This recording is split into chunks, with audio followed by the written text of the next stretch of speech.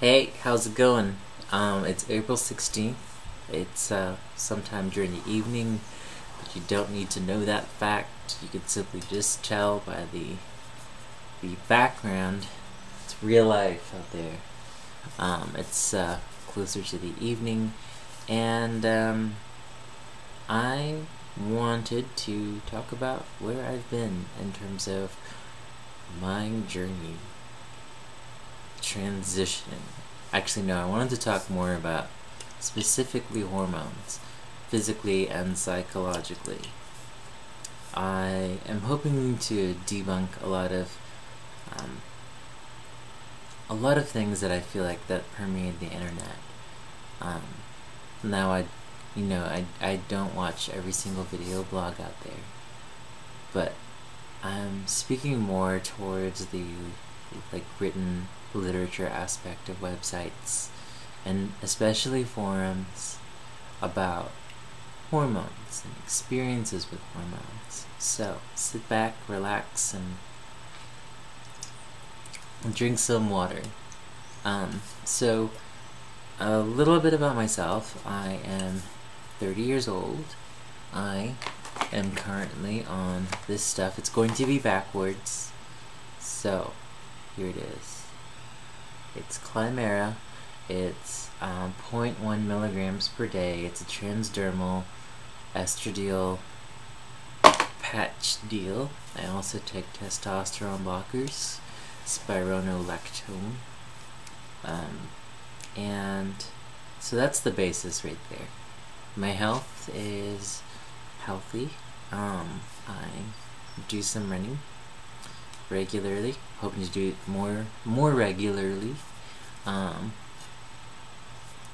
Sleep, I get a good amount of sleep. I'm definitely one of those folks that gets up early and goes to bed early. And I started hormones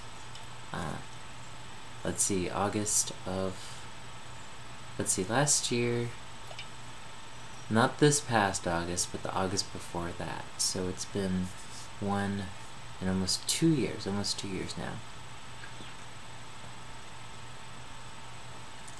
So that's about it. Now, one thing I am seeing throughout the internet is are folks who kind of speak matter-of-factly, and I think that you should probably just take those folks with a grain of salt, because if there's anything that's true about anything, you look out the window or you walk down the street, so you're on an escalator, you're driving in your car, and you look at everyone and no one looks the same, generally. But people all across the board look differently. Even folks in the same family look different. And so on that note, I just want to say that the idea that yes to no to this to that effect to this regimen of hormones equals that, there is no 1 equals 1 on the other side. A lot of it has to do with so many factors in your life, your health, yes, your age, but besides all of that, let me get straight to the point. So for instance, one of the things that I've seen on websites, and these are just folks reporting on forums, but not necessarily the forums themselves, representing these opinions or findings, but I found, ever since before my decision to come out, I've seen websites saying, if you take hormones, your hips won't grow. If you're at the age of 30 or more, you just won't. What else have I seen? You won't experience the loss of facial hair. You won't experience... There's all sorts of things. And the truth is, being over 30, I've experienced most of my changes, 30 and after, which is interesting. So, I know that those guides are just guides, but not necessarily the fact of how hormones will affect people.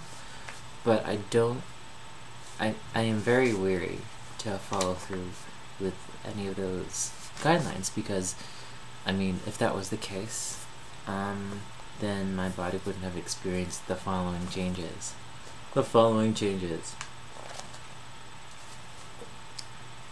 Just to clarify, also the words will be backwards.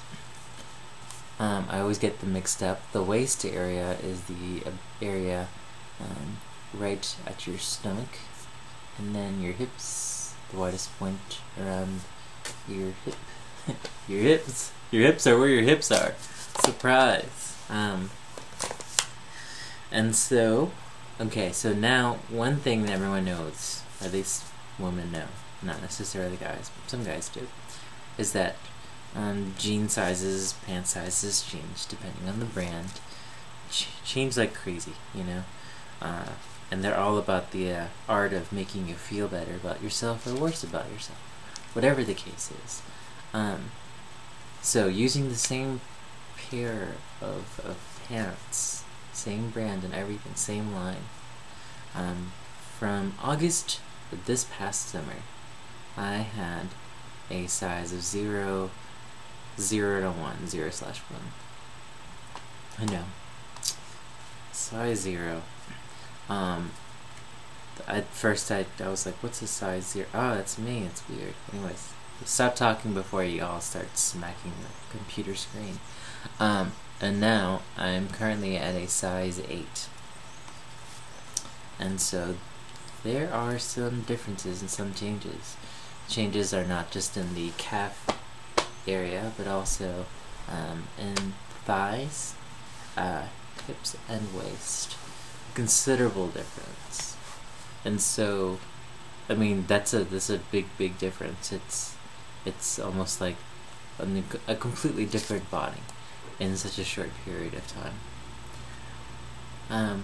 And so, again, I have to say that, you know, these guidelines for the possibilities of how your body can change definitely are open-ended possibilities. And so don't let any website tell you that it's not possible or it's not going to happen, but at the same time I don't want to get your hopes up. But I do think that there are some things to help increase some of the changes in a way where you can effectively do them without having to resort to, hopefully, to extra expenses like surgery or whatnot. And some of the biggest things, but before I get to that, in terms of breast size, I love saying that word, of breast.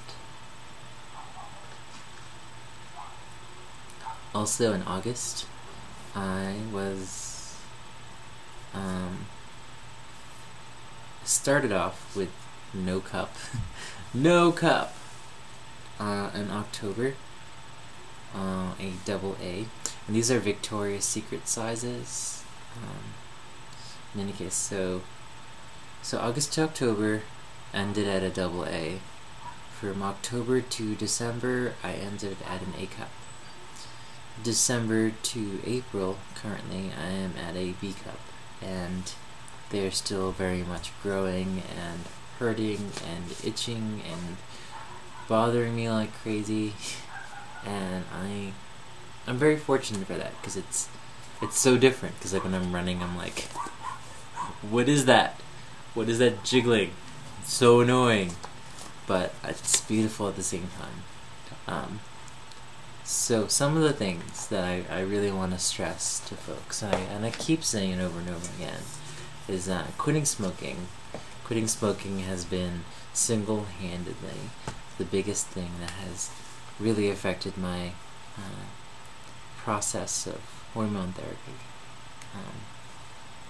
Nicotine has been shown time and time again as being an inhibitor of estrogen. And I don't know about testosterone.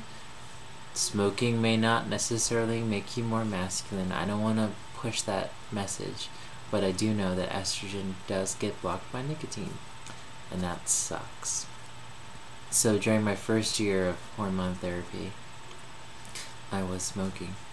And so perhaps that was a big factor with nothing changing, like literally nothing. I would say my first year, the most notable thing was feeling a little knot underneath my nipples. It was just a little thing, and that's it. Just stayed there, just done. Hips and waist stayed exactly the same size throughout the entire year. Another big thing that I didn't do in the first year, that I do now, is eating regularly. And whether or not they're like big meals, small meals, meals on wheels, you should really make sure to eat regularly.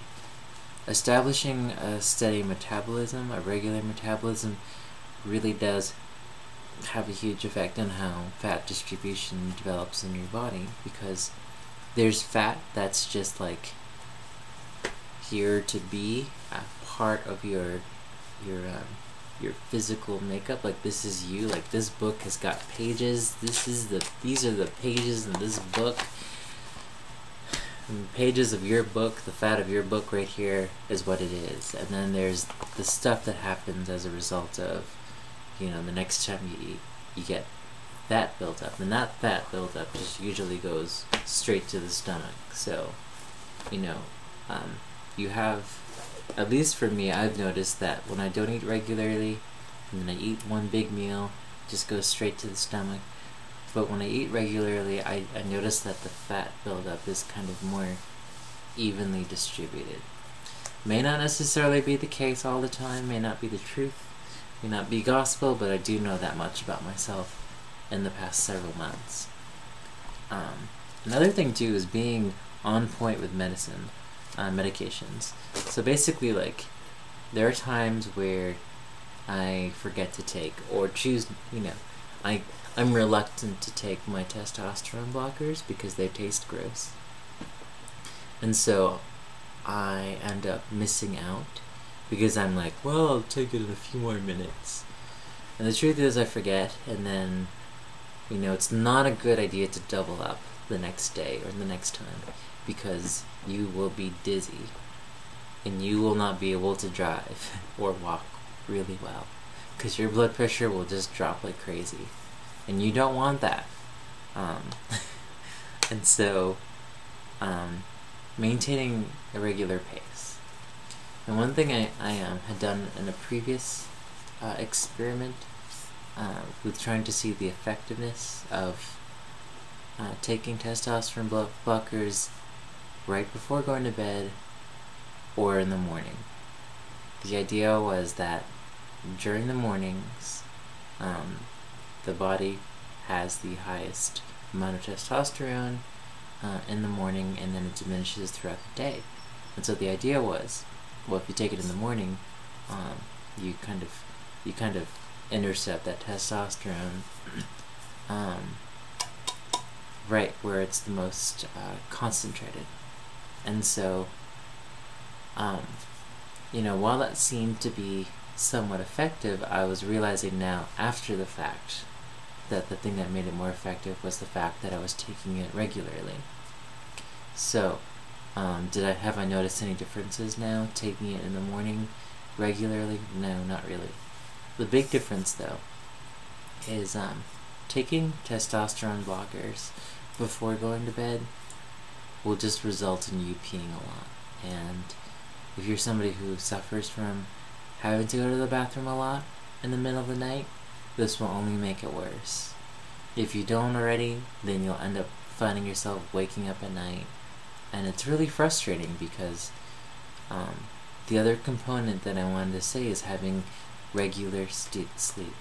Like, the thing that's really important to take into consideration is that hormone therapy, after a certain point, is basically a physical and psychological reinitiation of puberty again. You're going through puberty again. And so the one thing about going through puberty was how much sleep you needed.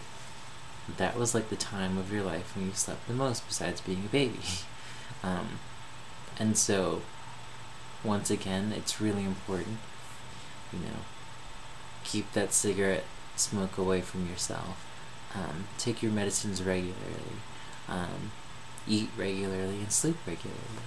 And the more that you can kind of establish these constants, it's a lot easier than to analyze, like, okay, so I'm noticing that these changes are happening, but my intake is constant, everything is constant, and I'm not presenting my body with too much shock, because as it is, taking hormones is a lot of shock to your body.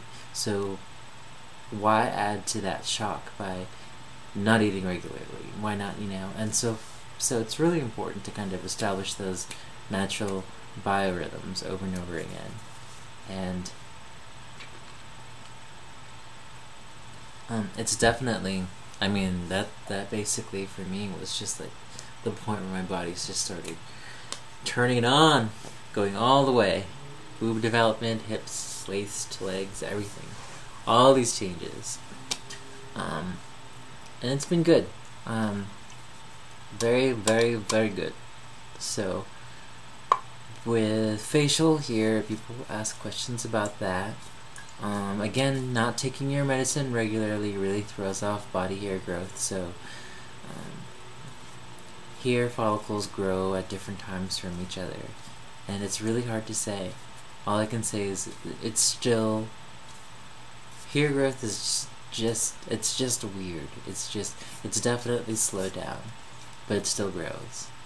I pluck my hairs on my face, and I have to say that if you don't have the time to do it right, it can be very dangerous, because if you have any ingrown hairs, they're really impossible to get out, and you can't mutilate your face just to get those hairs out. So that's a really big issue. So if you rush, you're going to end up with a lot of broken hairs, and hairs that are just basically like little, like they're stubble length. You can't pull them out and you can't shave them, so they just end up being there. Also, not having good tweezers is a big issue too. So if you've got good tweezers, they basically will last you 3 to 4 months before you need to replace them, and that's really pushing it. And so there's a lot of maintenance, but I have to say though that over here, after plucking it, I've had the highest amount of success rate with plucking hair, and so these hairs have they just really stopped growing. Like I never have hair anymore.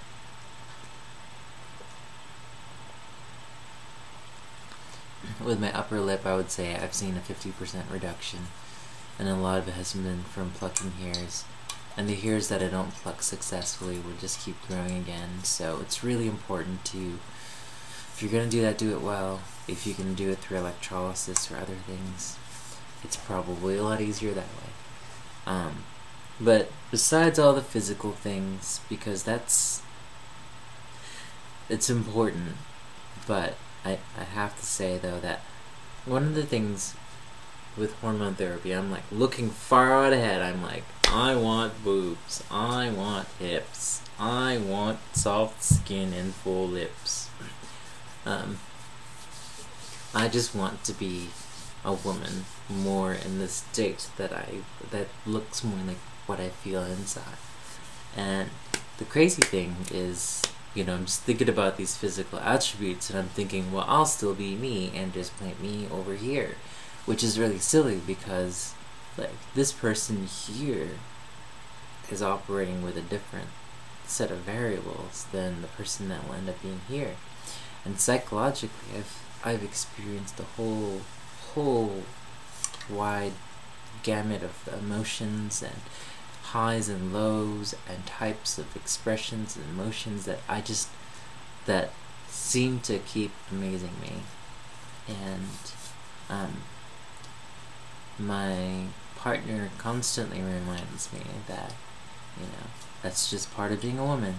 I'll be like, I'll talk about how I feel a certain type of wanting to really be recognized for being serious about a certain thing, and I'll get frustrated and I'll just start crying or get upset, and she'll just say, well, that's just part of how it is. Because the way it used to be back in the testosterone-filled days was, if something didn't happen, then fuck it, forget it. That's okay. Try again later? Okay.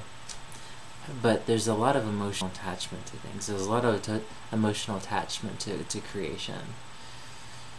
And so the things I do, the things that I make, I really want to see them through. And I'm like, oh, why isn't it happening? Oh my god. And suddenly I find myself really, really passionate about things in a whole new light. I also feel myself, kind of mixed degrees of being forgetful. I also feel myself becoming a lot more impulsive, which is really fun. And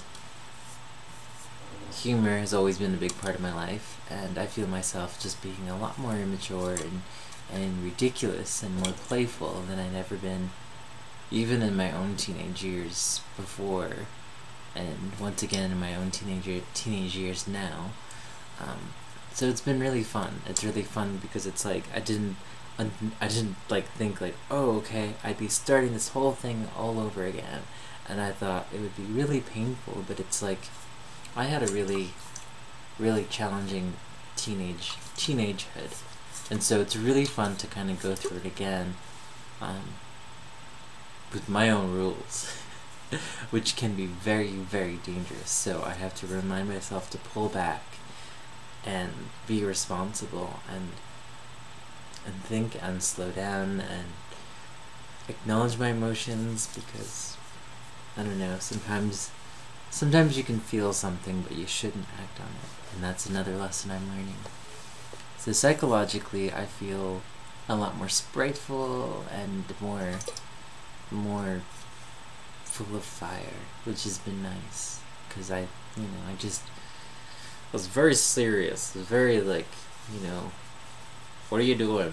You're supposed to call before you if you're staying out late, you should call, or it was very, very, very rigid, and not that it's bad. I just was very, very critical in a way that I didn't like. But now it feels nice. It feels good. So I'm at a good point. I'm at a very, very good point. And I'm at a point where I like to be in terms of transitioning and such. My hormone therapy age. Oh, another thing I wanted to mention to you folks is that have you noticed in your own family, okay, immediate and extended, so say for instance, my mother is allergic to X, Y, and Z. One of those things is carrots. And for me, not allergic back in the days. No allergy at all. Nothing.